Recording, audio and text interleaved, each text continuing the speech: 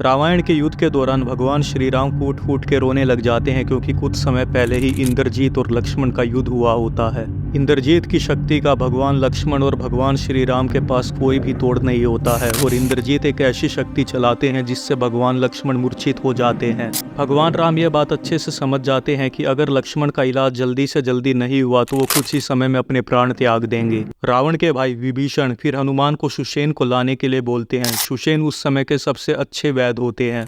सुषेण भगवान लक्ष्मण की हालत को देखकर समझ जाते हैं कि इनकी हालत काफी खराब है और वो श्री राम को बोलते हैं कि इनके इलाज के लिए कुछ औषधि चाहिए जो यहाँ से 2500 किलोमीटर दूर द्रोणगिरी पर्वत पर ही मिलेगी। सुषेण भगवान श्री राम को बोलते हैं कि इंद्रजीत ने इतनी ताकतवर शक्ति चलाई है कि अगर औषधियाँ सुबह तक नहीं आई तो भगवान लक्ष्मण अपने प्राण त्याग देंगे।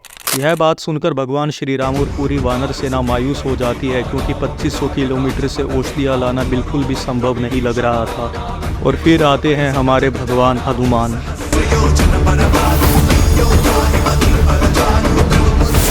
भगवान लक्ष्मण और इंद्रजीत का युद्ध रात्रि के 9 से 12 बजे के बीच में होता है और 12 बजे भगवान लक्ष्मण मूर्छित हो जाते हैं। रात्रि के 1 बजे भगवान हनुमान सुषेण को लेकर आते हैं जब विभीषण उन्हें सुषेण के बारे में बताते हैं। सुषेण भगवान हनुमान को औषधियों के बारे में बताते हैं। वो बोलते हैं कि द्रोणगिरी पर्वत पर कुछ औषधियाँ होंगी जो चमक रही होगी, हनुमान जी को वही औषधियाँ लानी हैं। सुषेण हनुमान को यह बात बिल्कुल साफ कर देते हैं कि अगर हनुमान सूर्य उदय से पहले औषधियाँ नहीं ला पाए तो लक्ष्मण अपने प्राण त्याग देंगे। और सूर्य उदय का समय था सुबह के 5 बजे। रात्रि के 1:30 बजे हनुमान जी औषधियाँ लेने के लिए 2500 किलोमीटर दूर द्रोणगिरी पर्वत पर निकल जाते हैं और हनुमान जी के पास केवल होते हैं 3.5 घंटे।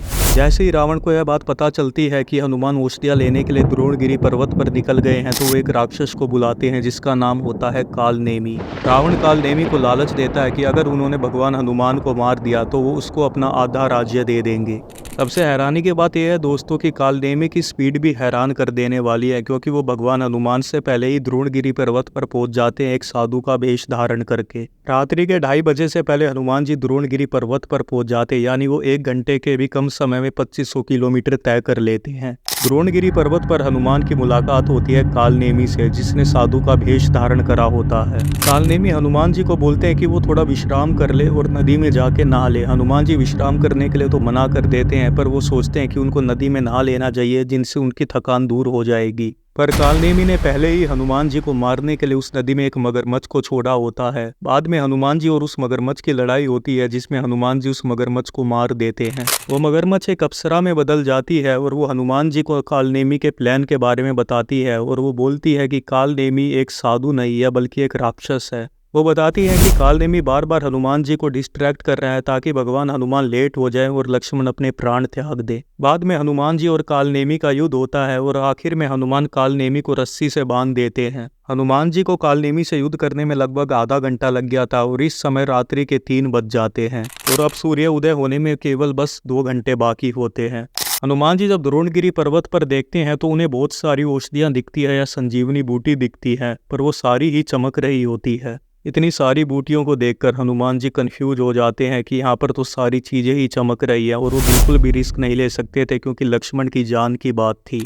तो हनुमान जी पूरा द्रोणगिरी पर्वत ही उठा लेते हैं और लंका की तरफ रवाना हो जाते हैं। हनुमान जी को औषधियाँ ढूंढने में और द्रोणगिरी पर्वत उठाने में लगभग आधा घंटा लग जाता है और इस समय हो जाते हैं रात्रि के 3:30। हनुमान जी को 1.5 घंटे से भी कम समय में लंका पहुंचना होता है और जब वो रास्ते में होते हैं जब उनकी मुलाकात होती है भरत से। जब भरत हनुमान जी को आसमान में देखते हैं तो वो सोचते हैं कि एक मायावी दानव है तो एक टारगेटेड मिसाइल छोड़ देते हैं या बोला जाए तो एक तीर छोड़ देते हैं। हनुमान जी घायल होकर जमीन पर गिर जाते हैं और उसके बाद वो भरत को बताते हैं लक्ष्मण और इंद्रजीत के युद्ध के बारे में। भरत को अपनी गलती का अफसोस होता है और वो भगवान हनुमान से क्षमा मांगता है। भगवान हनुमान भरत से आज्ञा लेकर दोबारा उड़ जाते हैं और लंका की तरफ रवाना हो जाते हैं। हनुमान और भरत के बीच में जो इंसिडेंट हुआ उसमें भी हनुमान का आधा घंटा चला गया था तो अब हनुमान के पास केवल 1 घंटा बचता है। और एक बात मैं याद दिला दूं दोस्तों, लंका वापिस जाते समय हनुमान ने पूरा पर्वत उठा रखा होता है और वो भरत के तीर से घायल हुए होते हैं तो ऑटोमेटिकली उनकी स्पीड पर कुछ ना कुछ फर्क तो पड़ा ही होगा पर वो सूर्य उदय से पहले लंका पहुंच जाते हैं और लक्ष्मण के प्राण बच जाते हैं।